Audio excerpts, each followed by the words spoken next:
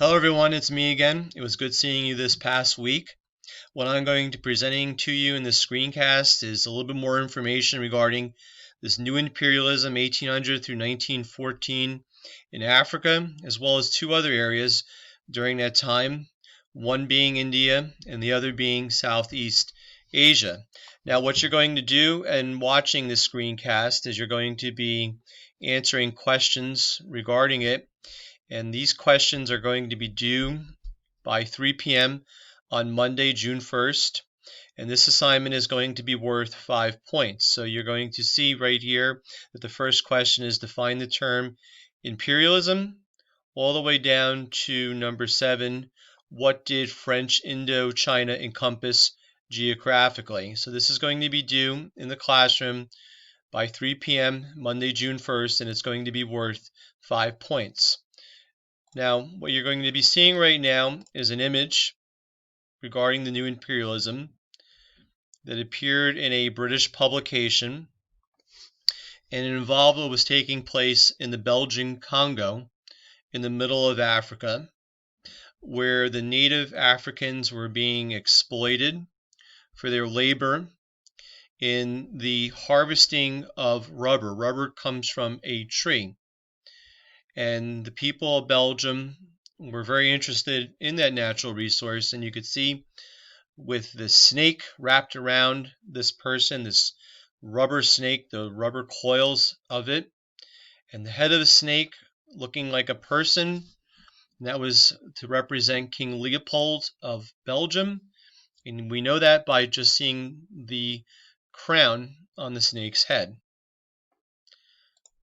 Now, we've talked to you about this term before, but again, imperialism is a policy in which a stronger nation attempts to create an empire by dominating weaker nations economically, politically, culturally, or militarily.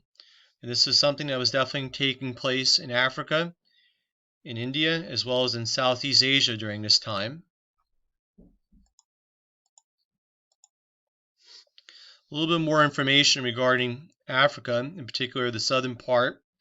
The Dutch were the first to arrive in the Cape of Good Hope in the late 17th century or 1600s, and they soon began to settle that area, taking over the land and forcing the native Africans off of it. But what's going to eventually happen is that the Dutch are going to be forced from their own land, starting with the British in 1815. These Dutch white farmers, known as Boers or Afrikaners, are going to be forced from their land, and they're going to have to settle in areas north of the Cape, two areas in particular, the Transvaal and the Orange Free State. So these white Dutch farmers, known as Boers or Afrikaners, are going to be pushed off their land by the British starting in 1815, and basically they felt that the British were violating their rights, in particular how these Dutch white farmers, Boers or Afrikaners, could treat the native Africans. But what's going to happen is that the land that they settle, there's going to be two natural resources found on it, diamonds and gold. In 1867, diamonds were discovered. And in 1886, gold was discovered. And this is where Cecil Rhodes and his company, De Beers, is going to come into play. So the British are going to be very interested in these two natural resources. And it's going to lead to a war, the Boer War from 1899 through 1902, where the Dutch and the British are going to fight for control of the Cape, and where the British are going to prevail easily because of the superior technology that they had, one thing being the Maxim machine gun, as well as the number of troops that they could bring throughout the British Empire into southern Africa to fight this war against the Boers. Now what you're looking at here is an image regarding India, imperialism, Vasco da Gama and the ruler of Calicut, and he's going to establish trade in particular the spice trade, which was something that the Europeans, in particular Christopher Columbus, were interested in. And what is this going to lead to is the British East India Company. And they're going to be involved in India through an individual, Sir Thomas Roe, who is going to meet with the Mughal Emperor Jahangir, or the Mughal Emperor, and it's going to lead to the establishment of the British East India Company that's going to gain a monopoly on trade with India. So the British East India Company will eventually gain a monopoly or exclusive control of trade with India. And they're also going to be able to do other things as well, the British East India Company, such as raising an army and taxing the local people. What the British are also going to force the Indian people to do, though, is to grow cash crops, crops that can be grown and exported out and sold to other people. One thing being tea leaves.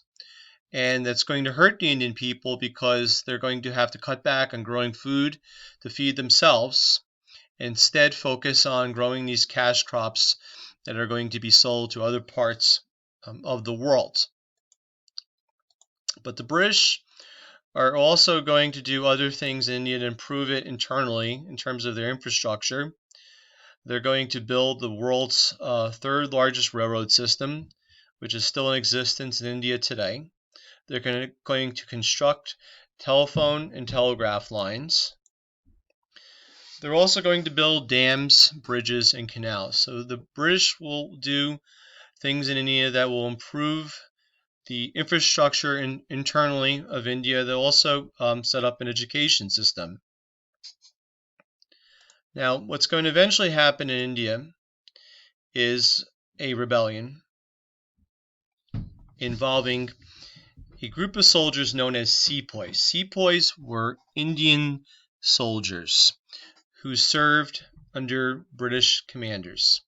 In 1857, the sepoys, hearing that the ammunition for this new rifle is greased with either pork fat or beef fat or a combination, are going to rise up in a full-scale rebellion. Why? Because the sepoys were primarily made up of two religious groups, Hindu and Muslim. In the Hindu faith, the cow is sacred. If you're a follower of Islam, pork is not to be consumed.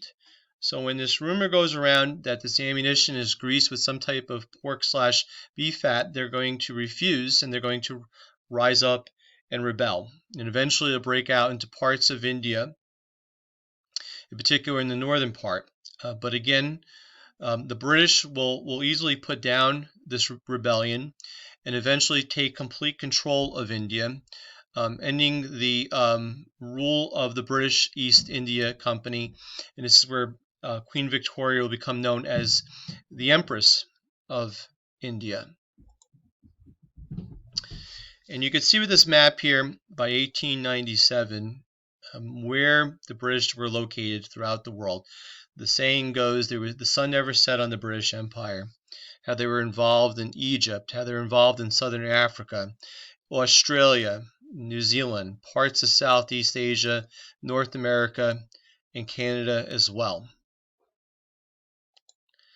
Now, in regards to Southeast Asia, in terms of imperialism, you have French Indochina, which encompassed a number of self-governing regions in Southeast Asia, which included modern-day Vietnam, Laos, and Cambodia. Eventually, the French will leave Indochina, in particular Vietnam, which will then lead to the United States in the 1950s entering Vietnam to prevent the spread of communism, starting the Vietnam War. And you could see here an image of the French imperial system in Indochina, Saigon Harbor. The French did do a number of things similar to the British with India, improving things internally, such as building bridges, setting up railroad lines, telegraph lines. So they did improve things in Indochina the French. And what we have here is the last area of Southeast Asia, and that is Burma, which the British will take over and control. So what we ask of you for Monday is that you watch the screencast and you answer these 7 questions. It's going to be worth 5 points. If you have any questions, please feel free to reach out to one of us. If not, we will see you on Tuesday. Bye-bye.